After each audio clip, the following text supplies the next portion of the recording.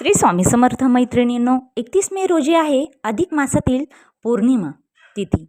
ही वर्षातील सर्वात पुण्यदायी तिथी मानली गेलेली आहे। हा दिवस धनप्राप्ती, त्याचबरोबर सकारात्मक ऊर्जा व चंद्र भगवान श्रीहरी विष्णू आणि माता लक्ष्मीची कृपा मिळवण्यासाठी अत्यंत शुभ मानले गेलेले आहे। धार्मिक शास्त्रानुसार पौर्णिमेच्या दिवशी चंद्र आपल्या 16 कलांनी पूर्ण असतो, त्यामुळे वातावरण सकारात्मक ऊर्जा वाढवते आणि मानसिक शांतता मिळते असे मानले जाते।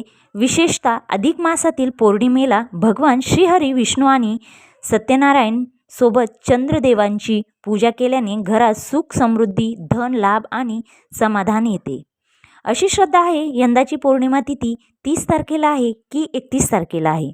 या दिवशी कोणता शुभ मुहूर्त असणार आहे? तर हिंदू पंचांगानुसार अधिक मासातील पौर्णिमा तिथी 30 मे 2026 रोजी शनिवारी सकाळी 11:57 सुरू होणार आहे आणि 31 मे रोजी रविवारी दुपारी 2:14 ही तिथी असणार आहे। त्यामुळे उदयतिथीनुसार काही ठिकाणी 30 मे रोजी व्रत ठेवले जाईल। स्नान, दान आणि पूजेसाठी 31 मेला ही विशेष महत्त्व दिले जात आहे। या दिवशी स्नान दानासाठी शुभ वेळ पहाटे सूर्योदयाच्या नंतर असेल। चंद्राला अर्घ्य देण्यासाठी संध्याकाळी चंद्रोदयाची वेळ शुभ मानली जाते। त्यानंतर विष्णू पूजेसाठी शुभ मुहूर्त असणार आहे सकाळी व प्रदोष काळामध्ये। शिवाय लक्ष्मी पूजेसाठी विशेष वेळ असणार आहे संध्याकाळी। दीप प्रज्वलन झाल्यानंतर आता या पौर्णिमेच्या दिवशी अत्यंत शुभ योग सुद्धा जुळून येण्याचे पंचांगात मानले जाते। जसे या दिवशी सिद्धियोग जुळून येतो, जो कार्यसिद्धी व यशासाठी शुभ मानले जाते। शुभ योग आहे मानसिक शांतता, सकारात्मकता, ऊर्जा वाढवणारा शुभ मानले जाते।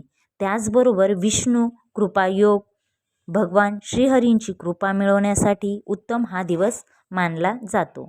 या दिवशी चंद्र बल, प्रभाव, आत्मविश्वास वाढवणारा हा दिवस आहे आणि हा शुभ योग आहे। अधिक महिना हा भगवान श्रीहरी विष्णू यांना समर्पित मानला जातो, त्यामुळे या महिन्यातील पौर्णिमा सध्या पौर्णिमापेक्षा अधिक फलदायी मानली जाते। या दिवशी केलेले जप, दान, व्रत आणि पूजा हे अनेक पटीने पुण्यदायी आहेत। विशेष आर्थिक अडचणी कमी होण्यासाठी, त्याचबरोबर वैवाहिक जीवनातील तणाव कमी होण्यासाठी, पितृदोष शांततेसाठी, मानसिक अस्थिरता कमी करण्यासाठी, घरातील नकारात्मकता ऊर्जा दूर करण्यासाठी ही पौर्णिमा महत्त्वाची मानली जाते। मग या अधिक महिन्याच्या पौर्णिमेला काय करावे या संबंधित तुम्हाला माहिती असेल तर नक्की आपल्या चॅनलवर नवीन असाल तर लाईक करा, शेअर करा व सबस्क्राईब करा। बघा, अधिक मासातील पौर्णिमेला काय करावे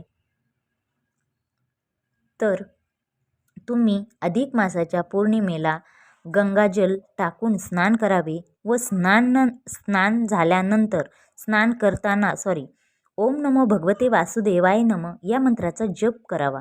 आपण हे पहाटेच पवित्र स्नान करावे। त्याचबरोबर भगवान विष्णू आणि माता लक्ष्मी यांचे पूजन करावे, फुले अर्पण करावी, तुळशीपत्र वाहावे, विष्णू सहस्रनाम किंवा पुरुषोत्तम याचे पठण करावे। त्याचबरोबर तुपाचा दिवा लावावा। दीप प्रज्वलित करताना ओम नमो भगवते वासुदेवाय नमः या मंत्राचा जप करावा। पौर्णिमेला विशेष दीपदानाचे महत्त्व आहे। या दिवशी चंद्रदर्शन झाले की दूध मिश्रित पाणी चंद्राला अर्घ्य द्यावे। अर्घ्य देताना ओम सोमाय नमः या मंत्राचा जप करावा। यामुळे मानसिक शांती, कौटुंबिक सौख्य वाढते। या दिवशी दीपदानाला महत्त्व आहे। घराच्या मुख्य दरवाजाजवळ किंवा तुळशीजवळ तुपाचे 21 दिवे लावावे, हे शुभ आहे। 21 दिव्यांचे दान अधिक महिन्यात 21 दिव्यांचे दान करावे। या दिवशी विशेष दान करावे। तांदूळ, दूध, साखर, पांढरे कपडे, तूप, केळी व फळे। अधिक महिन्यातील पौर्णिमेला सत्यनारायण पूजा केल्याने देखील घरात सुख समृद्धी त्याचबरोबर अन्नधान्याची कमतरता राहत नाही. कशामुळे? तर सत्यनारायण पूजा अधिक महिन्यामध्ये घातल्यामुळे. आपल्याला जे दान करायचे आहे तर ते आपल्याला पांढऱ्या वस्तू म्हणजे तांदूळ, दूध, साखर, पांढरे कपडे, त्याचबरोबर तूप, केळी व फळे याची आपल्याला विशेष दान करायचे आहे. आणि पौर्णिमेला आपल्याला न चुकता सत्यनारायण पूजा करायची आहे. ती केल्याने घरात सुख, समृद्धी आणि अन्नधान्याची कमतरता राहत नाही. त्याचबरोबर या दिवशी सत्यनारायण पूजा केल्याने लक्ष्मीची कायम कृपा आपल्यावर राहते. धन योगाचा संयोग जुळून येतो. या दिवशी महिलांसाठी एक सूचना आहे. या दिवशी आपण अंधार ठेवू नये. या दिवशी एक दिवा लावावा, तुळशीजवळ दिवा लावावा. घरात या दिवशी वादविवाद करणे टाळावे. शक्य असल्यास या दिवशी उपवास करावा किंवा सात्विक आहार घ्यावा. या दिवशी मांसाहार, मद्यपान करणे टाळावे. उशिरापर्यंत झोपणे टाळावे. देवपूजा करावी.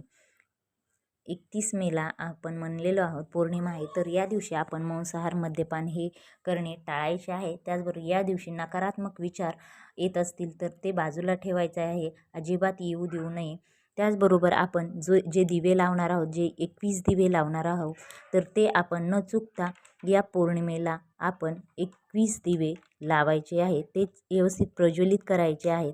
त्याचबरोबर आपल्याला आपल्या तुळशीजवळ तुपाचा दिवा लावायचा आहे. अधिक मासामध्ये जेवढे तुम्ही दान कराल त्याचे तुम्हाला 10 पटीने त्याचे फळ तुम्हाला मिळणार आहेत. तर त्यामुळे तुम्ही जेवढे दान कराल ते करा. जास्तीत जास्त पांढऱ्या वस्तूंचे दान करावे, म्हणजेच तांदूळ, दूध, तूप, फळे या वस्तूंचे तुम्ही या दिवशी दान करावे. आणि तुम्ही ज्या दिवशी पौर्णिमा आहे त्या दिवशी सकाळी लवकर उठून आपल्या पाण्यामध्ये गंगाजल हे टाकायला विसरू नका. आणि ते पाणी म्हणजेच आपण अंघोळ करताना आपल्याला ओम नमो भगवते वासुदेवाय नमः या मंत्राचा जप करायला विसरू नका. आणि आपल्याला या दिवशीच आपल्याला चंद्राला देखील अर्घ्य द्यायचे आहेत. अर्घ्य हे तुम्हाला संध्याकाळी पौर्णिमेला जेव्हा चंद्र दिसेल तेव्हा तुम्हाला हे अर्घ्य द्यायचे आहेत. आणि अर्घ्य देताना ओम सोम सोमाय नमः या मंत्राचा देखील तुम्हाला मंत्रचा जप करायचा आहे. त्याचबरोबर तुम्हाला 21 तुपाचे दिवे लावायचे आहेत. तर ते न चुकता तुम्ही ते दीपदानाच्या ह्याच्यामध्येच म्हणजे दरवाजाजवळ किंवा तुळशीजवळ तुम्हाला हे तुपाचे दिवे लावायचे आहेत.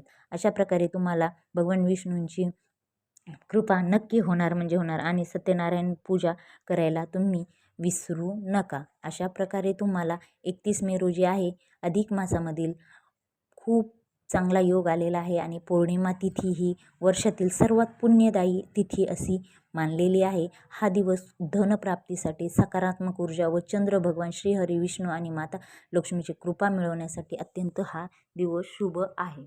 त्यासाठी आपण या दिवशी केलेले दान, धर्म, पूजा, व्रत सर्व काही फलदायी असणार आहे.